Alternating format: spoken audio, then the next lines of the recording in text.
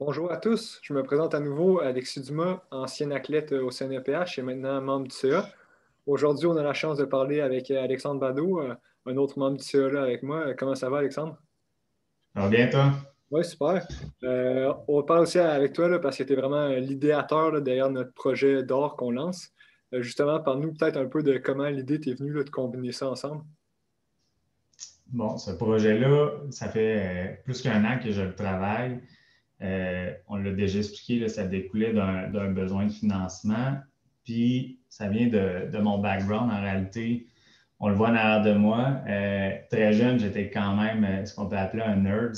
Des bonnes passions pour collectionner l'argent, les timbres. Ça a évolué tranquillement. Je me suis intéressé à l'architecture. On continue le cheminement, fait que l'art est rentré rapidement. C'est mis à acheter des toiles, à suivre des artistes sur les différents médias. Au-delà de ça, j'ai fait quand même beaucoup de sport. J'ai été en duathlon là, amateur, j'ai été 2 fois championnat du monde. Puis, à travers ça, je me suis intéressé au mécénat. Fait que je me suis impliqué sur différents conseils d'administration, l'Orchestre symphonique de Québec. Ma conjointe fait le même cheminement un peu. Elle est avec le Musée national des beaux-arts. Donc, à un moment donné, j'ai décidé de joindre tous ces aspects-là. Je voyais un peu le manquement de la jonction du multidisciplinaire à travers tout ça. On a fait un premier projet avec l'Orchestre symphonique où on a invité un artiste, Boutet, faire une toile vraiment unique pour un concert sur les jeux vidéo de Lara Croft avec Ubisoft à Québec. Ça a été tonnerre. On a répété il y a quelques années avec Berco, notre artiste, un thème un peu similaire où on l'a invité au Musée national des beaux-arts à vendre une toile en lien un peu indirect avec, c'était une Frida, euh, en lien direct avec une collection qui arrivait. Puis ça a été aussi un coup de cœur là, du public, des jeunes. Fait que je me suis dit, pourquoi pas, on a une nouvelle touche, puis là, mélanger cette fois-ci le sport à tous ces aspects-là. Fait que c'est ce qui a donné vie à notre projet. Ouais, je pense, comme tu dis, ça vient chercher un peu un manque qu'il y avait là, de combiner ces deux mondes-là. C'est une super bonne idée. Tu nous disais aussi que tu avais déjà un peu des relations avec l'artiste, justement, qui a fait la première œuvre. Oui, le premier projet que j'ai fait créer, en réalité, ce qui m'a intéressé vers cet artiste-là, c'est sa capacité à faire des commandes privées. J'espère que je ne créerai pas trop de troubles en disant ça, puis qu'il n'y aura pas un horaire chargé, mais il l'est déjà énormément. Donc, moi, j'ai 2 toiles de lui chez nous qui sont des projets complètement personnalisés, custom. Il aime ça, faire ça, il est à l'écoute, puis il réussit à livrer d'une manière phénoménale ce que tu y décris. C'est un peu stressant initialement, même avec le projet d'Alex, quand tu fais le cheminement avec Louis Turmel, Berco. Euh, tout le temps, il y a un bon côté artistique, là, fait que les communications sont un peu tough, tu parles avec, puis là, tu lui présentes tes idées, tu n'es pas trop sûr si c'est compris. Moi, j'ai 15 messages plus tard pour savoir si ça tu fais, tu mets dessus.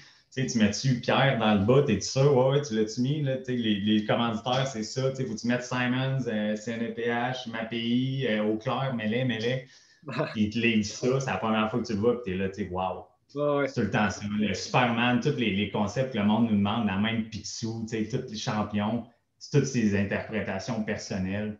Mhm. Lui, il a commencé il y a 10-15 ans à faire ça pour des raisons personnelles, des transitions de job. Il continue à travailler dans le Nord comme pâtissier, à moins que je me trompe, là, mais moi, je lui demande souvent quand est-ce qu'il va arrêter pour faire ça à temps plein. Mais c'est un passionné, je pense, de tout ce qu'il fait. Fait que je pense qu'il va continuer, mais Ah, ses on est commandes sont de plus en plus récurrentes. Fait que on est vraiment, chez ça, chanceux. Ça part en force vraiment avec cet artiste-là, je pense. Là. Tout le monde qui a déjà pu voir l'œuvre a vraiment eu la réaction, comme tu dis, là, c'est un wow assuré. Là, pour nous, justement, pour la mise pour les fonds qu'on va aller ramasser, on a fait plusieurs formats avec l'œuvre originale. Parle-nous peut-être un peu de ça, là, comment ça va être divisé. ouais, fait que là, on peut commencer avec l'œuvre originale. Moi, j'invite vraiment tout le monde à aller la voir.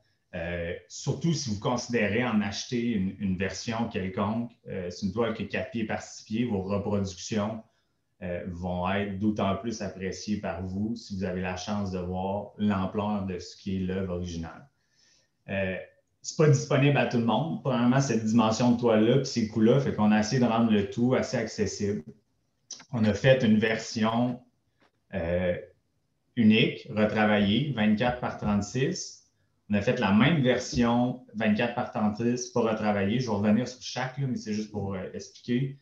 Puis après ça, on a réduit le format aussi à une version 16 par 24 et une version 16 par 24 Open Edition.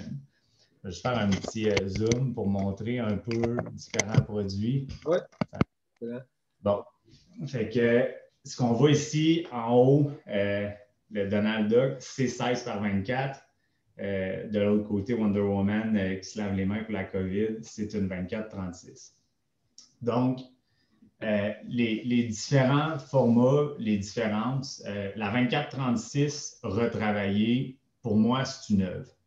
Probablement de son format, qui remplit bien un mur seul. Il faut penser un peu quand on achète une œuvre, là, je vous donne mes conseils parce que j'en ai acheté souvent. Il faut penser un peu où est-ce qu'on va la mettre avant de la choisir. Fait que ce format-là s'intègre bien seul dans une pièce. Puis après ça, il n'est pas trop gros non plus pour venir en mettre deux ou dans une pièce à 4 murs, même, on peut assez facilement en ajouter sans que ça devienne trop massif. La première version à 1 000 $ est encadrée, retravaillée. Elle possède toutes les signatures, mais elle est aussi surtout unique. Je l'ai dit indirectement, là, il y a très peu de monde qui vont réussir à avoir chaque version parce qu'elle est retravaillée par l'artiste. Elle ne sera pas reprise en photo, à part pour ceux qui vont l'acheter. Quand ces 10 versions-là vont être sorties vers le public, là, on ne les reverra plus jamais. Fait que c'est quand même quelque chose que moi, je trouve intéressant dans ce type de toile-là. Mm-hmm. L'autre version, la reposition 24-36, aussi en quantité limitée, deuxième série, qui vient assez bien remplir une pièce. La 16-24, qui est un projet que moi, j'ai travaillé beaucoup parce qu'on vise 6 œuvres, 6 années. Si quelqu'un veut les 6, 6-24-36, c'est quand même tough à rentrer chez vous.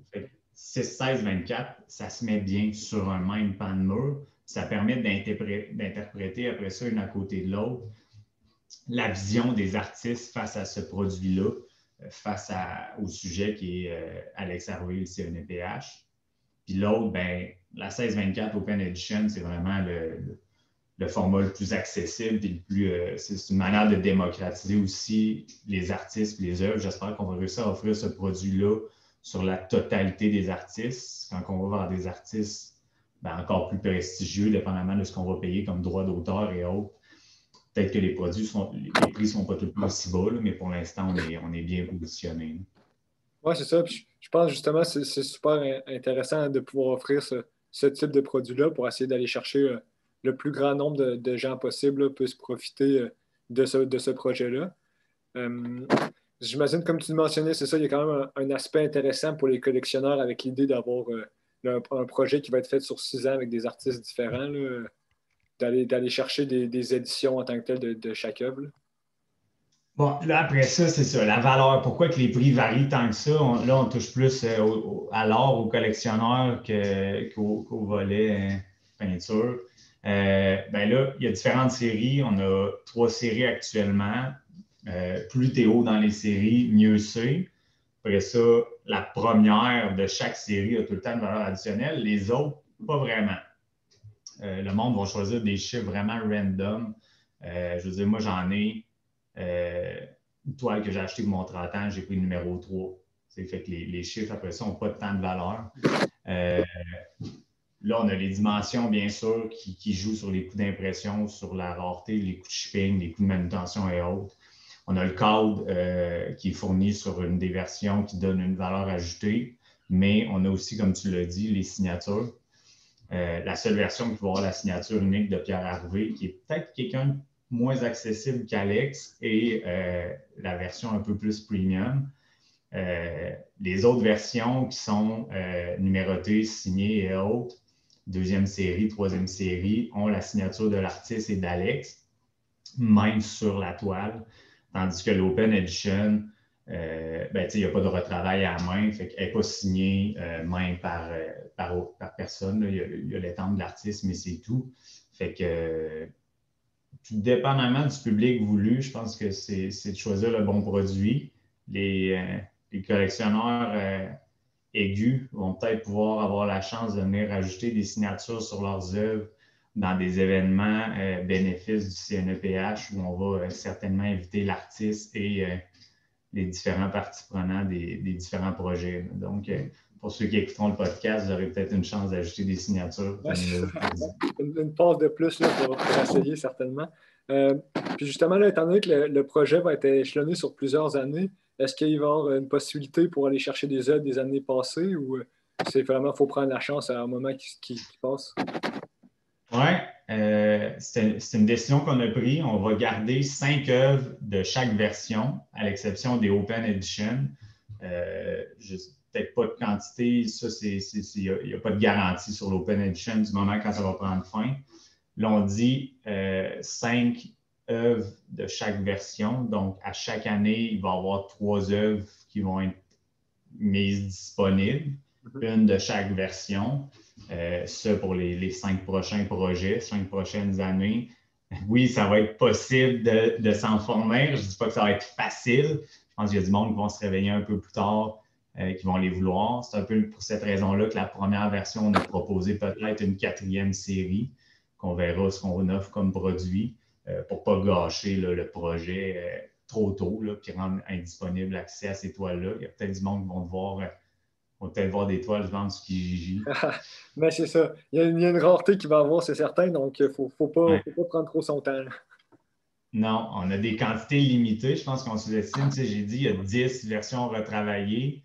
Il y en a seulement 5 en vente cette année. Théoriquement, on a des partenaires qui en ont déjà réservé. Donc, on a seulement 4 œuvres déjà disponibles. Fait que sur les autres, c'est un peu le même concept. Les quantités vont partir très vite. Les Open Edition, un petit pop-up, ça se vend le 30 à midi. Mais pour l'instant, on en a seulement fait fabriquer 20. Fait que malgré que ce soit une Open Edition, les quantités risquent de partir quand même vite. Excellent. On va peut-être, c'est open, fait qu'on risque d'en faire imprimer, mais il faut que ça soit rentable d'en faire imprimer. Fait qu'il va falloir qu'il y ait une quantité de commandes adéquate. Fait que, puis justement, par rapport à ça, vraiment, c'est ça, la majorité des profits là, vont directement aux athlètes. C'est quoi l'entente qu'il y avait eu avec l'artiste à ce niveau-là? L'artiste, comme je disais, Berco, phénoménal. Lui a décidé de nous donner son œuvre là, pour dire, en réalité, on a seulement payé ce que ça lui coûtait comme coût en matériel pour pas que ça vienne une dépense en plus de tout le temps qu'il fait. Il ne faut pas sous-estimer que lui a fait l'œuvre, les coordinations toutes, mais là, on a tout ce qui est signature, chaque signature des œuvres uniques, le retravail des 10 versions uniques qui est à faire. On est allé la mettre en vitrine. Fait que la totalité des fonds pour cette saison va quasiment en grande partie. C'est pour ça qu'on réussit à remplacer un événement bénéfice comme l'an passé là, par ce projet-là, ce qui est majeur là, parce que pour le reste du centre, c'est un peu moins d'implication. Ça nous laisse mettre de l'énergie ailleurs sur nos athlètes, sur notre but premier. Exact. Donc, en fait, c'est ça, chaque achat d'œuvre va vraiment directement à financer les athlètes, on pourrait dire. Là. Fait que ça, c'est vraiment une plus-value du projet. Là. Assurer la pérennité. Le fait de l'avoir fait sur 6 ans aussi, c'est ce qui va nous permettre. Puis le fait d'avoir des œuvres sur 6 ans, si le projet viendrait à tomber à l'eau, bien, au moins, on aura une certaine quantité physique d'œuvres à vendre dans le futur, puis lever quand même un certain montant, puisqu'on est vraiment dans ces digits-là. Justement, quand tu vois dans la perspective du futur, là, as-tu déjà des idées pour les artistes ou les interprétations qui vont suivre? On a la chance de déjà avoir un partenaire pour l'an prochain. Donc, les Galeries Beauchamp à Québec ont accepté de nous supporter pour l'année prochaine. On ne sait pas l'artiste exactement, mais je vous invite à aller voir leur vitrine. Faites-nous des propositions. Peut-être qu'ils seront à l'écoute et on pourra choisir. Vous aurez peut-être la chance de choisir et de voter sur qui effectuera l'œuvre. C'est sûr qu'on cherche des artistes québécois. Je ne sais pas si on va réussir à le faire. C'est le projet que j'ai. À travers ça, c'est un cheminement, c'est un projet que je veux réaliser, fait que je l'ai déjà dit. C'est sûr que je vais inclure les athlètes actuels. L'an prochain, on a une année olympique. Je veux leur faire un leg. On l'a fait cette année avec une transition de Pierre Harvey vers Alex. On a fait un petit clin d'œil dans la toile. on va continuer avec des thématiques de même, des insertions. Une qui m'importe, ça serait d'impliquer aussi le côté féminin, que ce soit au niveau des artistes, au niveau des athlètes, qu'on voit peut-être un peu moins souvent féminines, ils ont moins de visibilité. C'est déjà en cours, on en parle déjà. C'est sûr que ça va être intégré. Fait que un futur assez intéressant. Excellent. Vraiment cool. Ben, vraiment un projet super intéressant puis qui arrive à point pour le centre. Là. Mixer les arts là-dedans, c'est une super bonne idée. On est vraiment content de ça. Puis pour l'instant, ça s'enligne pour être un super bon succès, je pense bien. Là. Oui, mais c'est sûr. Là. Je pense qu'on tient quelque chose puis on ne laissera pas aller. Excellent. Ben, merci beaucoup pour les explications, Alexandre. Merci de m'avoir reçu.